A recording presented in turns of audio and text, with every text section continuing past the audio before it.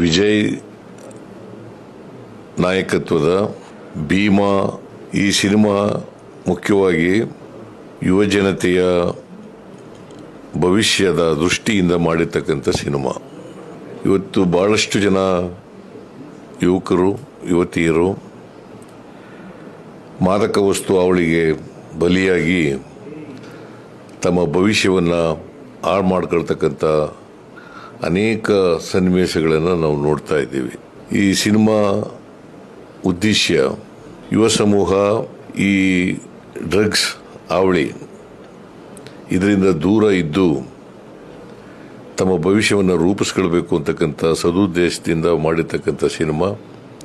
ಅದು ಸಫಲ ಆದರೆ ಸಿನಿಮಾ ಮಾಡೋದಕ್ಕೆ ಸಾರ್ಥಕ ಆಗ್ತದೆ ಅಂತೇಳಿ ನನಗನ್ಸುತ್ತೆ. ದುನಿಯಾ ವಿಜಯ್ ಅವರು ಇಂಥ ಒಂದು ಸಿನಿಮಾ ಮಾಡಿರ್ತಕ್ಕಂಥದ್ದು ಭಾಳ ಒಳ್ಳೆಯದು. ಸಮಾಜದ ದೃಷ್ಟಿಯಿಂದ, ಯುವ ಸಮೂಹದ ದೃಷ್ಟಿಯಿಂದ ಇದು ಯಶಸ್ವಿ ಆಗಲಿ ಅಂತೇಳಿ ನಾನು ಪ್ರಾರ್ಥಿಸ್ತೇನೆ. Thank you so much. Thank you.